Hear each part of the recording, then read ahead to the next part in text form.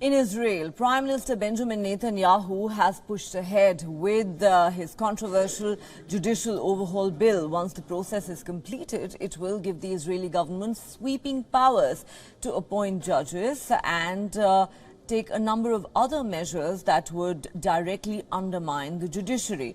Under the current system, appointments are made by a committee that includes lawyers from the Israeli Bar Association, lawmakers and judges. The new proposal would remove the representatives from the Israeli Bar Association and introduce new members appointed by the government.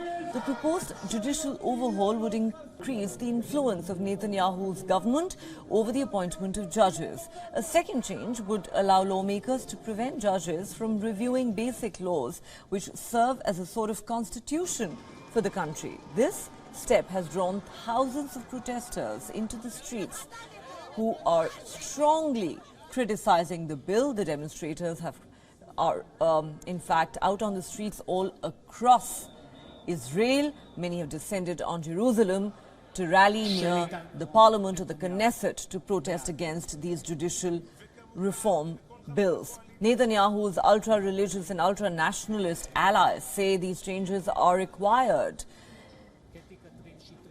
in order to rein in the powers of an unelected judiciary. Netanyahu has accused leaders who are protesting of trampling on democracy and failing to accept the election result. In a democracy, the people vote in elections and the people's representatives vote here in the Knesset. It's called democracy. Unfortunately, the protest leaders are trampling on democracy. They do not accept the election results.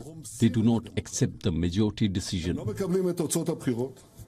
Also planned are proposals that would give Parliament the power to overturn the Supreme Court's rulings and control the appointment of government's legal advisors. These proposals have triggered massive protests in Israel.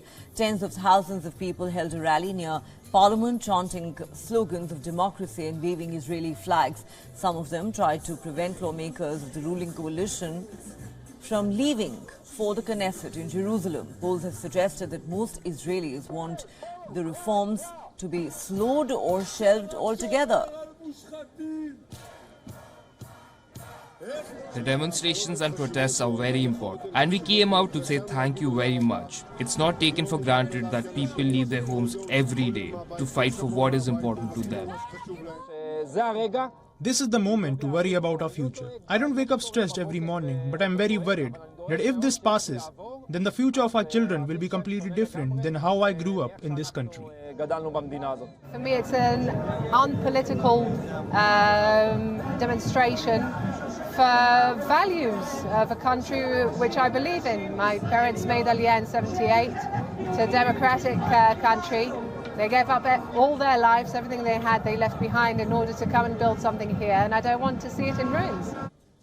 The showdown has plunged Israel into one of its most bitter domestic crises, with critics of these bills insisting that the future of democracy itself is at stake in Israel.